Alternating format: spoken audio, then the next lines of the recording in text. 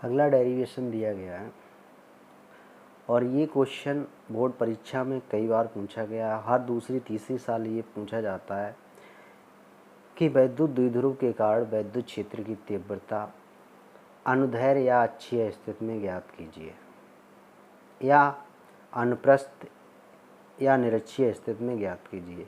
तो आज हम अक्षीय स्थिति में और निरक्षीय स्थिति में दोनों डेरिवेशन सॉल्व करेंगे। तो देखते हैं इस क्वेश्चन को सबसे पहले चित्र के माध्यम से। ए बी एक वैद्युत द्विध्रुव निकाय है, ए और बी। ए पर प्लस क्यू और बी पर माइनस क्यू आवेश है और इस निकाय के जो बीच की अल्प दूरी जो है वो 2L है। इसके मध्य बिंदु से R दूरी पर कोई बिंदु P है। इसी बिंदु पर वैद्युत क्षेत्र की तीव्रता क्या करनी है, ज्ञात करनी है। अगर इस वैद्युत द्विध्रुव निकाय के बीच की अल्प दूरी 2L है और ये मध्य बिंदु है, तो यहाँ से O से लेकर A के बीच की दूरी हो गई L और O से B के बीच की दूरी हो गई L। तो इसके मध्य बिंदु से R मीटर की दूरी पर कोई बिंदु P है। तो A से P के बीच की दूरी, अब इस पर दो वैद्युत क्षेत्र की तीव्रताएं कार्य करती हैं, E1 और E2। तो A से P के बीच की दूरी अगर ज्ञात करनी है तो पूरी दूरी कितनी है, R, और उसमें से OA दूरी L घटा देंगे तो R माइनस L बचेगी।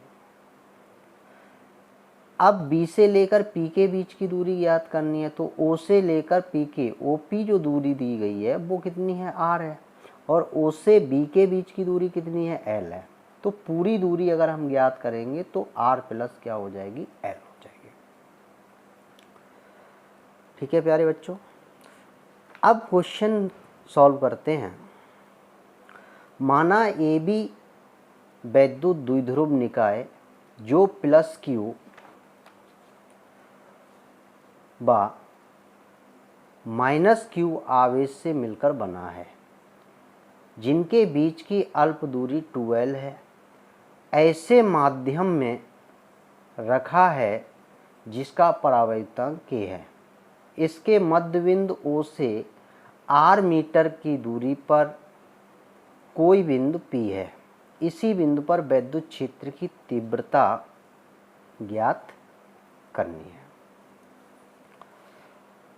अब सबसे पहले हम ये देखेंगे कि E1 जो है वैद्युत क्षेत्र की तीव्रता, E1 बराबर 1/4πε0 Q/R माइनस L का होल स्क्वायर। जब हम यहाँ से E1 वैद्युत क्षेत्र की तीव्रता ज्ञात करेंगे तो वैद्युत क्षेत्र की तीव्रता की परिभाषा से E1 बराबर 1/4πε0 के Q/R माइनस L का होल स्क्वायर। जब हम यहाँ से E2 बराबर ज्ञात करेंगे तो E2 बराबर हो जाएगा 1/4πε0 के Q/ और यहाँ से यहाँ तक की दूरी कितनी है, R प्लस L, तो R प्लस L का होल स्क्वायर। इसके मध्य बिंदु से R मीटर की दूरी पर हमें P बिंदु पर वैद्युत क्षेत्र की तीव्रता ज्ञात करनी है। तो P बिंदु पर वैद्युत क्षेत्र की तीव्रता ज्ञात करने के लिए E बराबर E1 माइनस E2। तो E बराबर E1 का मान 1/4πε0 के Q/R माइनस L का होल स्क्वायर माइनस 1/4πε0 के Q/R प्लस L का होल स्क्वायर। E बराबर Q/4πε0 के कॉमन आ जाएगा, ब्रैकेट में बचेगा 1/R माइनस L का होल स्क्वायर और माइनस 1/R प्लस L का होल स्क्वायर। जब इसे सॉल्व करेंगे तो R प्लस L का होल स्क्वायर का इधर गुणा करेंगे और R माइनस L का होल स्क्वायर का इधर गुणा करेंगे, नीचे का नीचे गुणा कर देंगे, मतलब कैंची का गुणा कर देंगे। E बराबर 1/4πε0 के R प्लस L का होल स्क्वायर खोलेंगे तो R square plus L square plus के 2RL। R माइनस L का होल स्क्वायर करेंगे तो R square plus L square और माइनस के 2RL। लेकिन इस माइनस चिन्ह का जब हम गुणा करेंगे तो माइनस के R स्क्वायर हो जाएगा, माइनस के L स्क्वायर और प्लस के 2RL, और नीचे इनका आपस में वर्गांतर बन जाएंगे तो R square minus L square का whole square. R square plus का है, आर स्क्वायर माइनस का है, एल स्क्वायर प्लस का है, एल स्क्वायर माइनस का है, ये दोनों कैंसिल हो जाएंगे तो 2RL और 2RL जोड़ के हो जाएंगे 4RL। तो E बराबर Q अपॉन 4 पाई एप्सिलॉन 0 के 4RL upon R square minus L square का होल स्क्वायर। E बराबर 1 अपॉन 4 पाई एप्सिलॉन 0 के 4RL को हम लिखेंगे Q into 2L into 2R upon R square minus L square का whole square. L less than R, इसका मतलब है कि L का मान R की अपेक्षा बहुत छोटा है, इसलिए L बराबर लिखेंगे 0। और जैसे ही L का मान 0 लगाएंगे तो आर स्क्वायर का होल स्क्वायर करेंगे तो R की पावर हो जाएगा 4। तो E बराबर 1 upon 4 pi epsilon 0 Q into 2L की जगह लिखेंगे P और इंटू में 2R बटे R की पावर 4। E बराबर 1 अपॉन 4 पाई एप्सिलॉन 0 के 2P upon R Q, R से आर कैंसिल हो जाएगा तो नीचे आर की पावर 4 थी, ऊपर आर थी, तो आर से एक आर कटेगी तो नीचे आर क्यू बचेगा।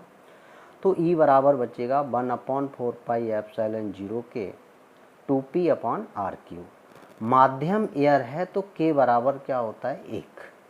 तो E बराबर 1 upon 4 pi epsilon 0 2P upon R Q, और वैद्युत क्षेत्र की तीव्रता का मात्रक होता है न्यूटन प्रति कूलम। ये वैद्युत क्षेत्र की तीव्रता का सूत्र होता है निरक्षीय स्थिति में। अब हम ज्ञात करेंगे निरक्षीय स्थिति में। तो निरक्षीय स्थिति में वैद्युत क्षेत्र की तीव्रता ज्ञात करते हैं, इसे अनुप्रस्थ भी कहते हैं, अनुप्रस्थ या निरक्षीय स्थिति एक ही बात होती है। तो यहाँ AB एक वैद्युत द्विध्रुव निकाय है जो प्लस Q व माइनस Q आवेश से मिलकर बना है, जिसके बीच की अल्प दूरी 2L है। तो उसी तरीके से जब मध्य बिंदु ज्ञात करेंगे तो L इधर हो जाएगा, L इधर हो जाएगा। अब प्लस Q आवेश से यहाँ की जो दूरी है वो निकालेंगे और फिर यहाँ से यहाँ तक की दूरी भी ज्ञात करेंगे, और हमें P बिंदु पर वैद्युत क्षेत्र की तीव्रता क्या करनी है, ज्ञात करनी है। तो इसके मध्य बिंदु O से अब भाषा क्या है, परिभाषा क्या है, लिखेंगे इसकी हम। माना AB एक वैद्युत द्विध्रुव निकाय है, A और B एक वैद्युत द्विध्रुव निकाय है जो प्लस Q व माइनस Q आवेश से मिलकर बना है, जिसके बीच की अल्प दूरी 2L है। ऐसे माध्यम में रखा है जिसका परावैद्युतांक K है।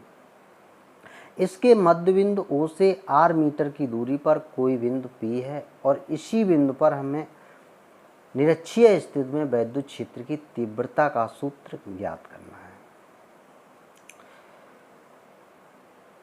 अब यहाँ देखिए, इसी खंड को जब हम यहाँ लिखेंगे तो ये E1 है, ये E है, और इधर नीचे E2 है, और ये मध्य बिंदु क्या है, O। इस पर हमें वैद्युत क्षेत्र की तीव्रता ज्ञात करनी है। तो हम मान लेंगे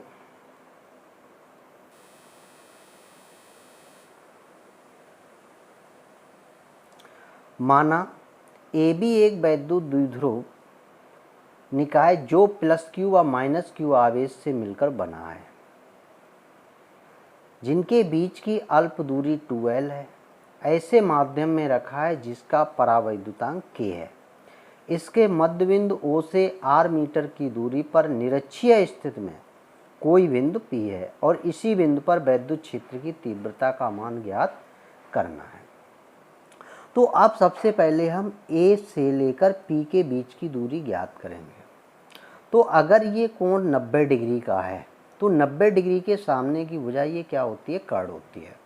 अगर ये कोण अगर हम थीटा मान लें तो इसके सामने की भुजा ये क्या होगी, लंब होगी, और जो बचा क्या है, आधार होता है।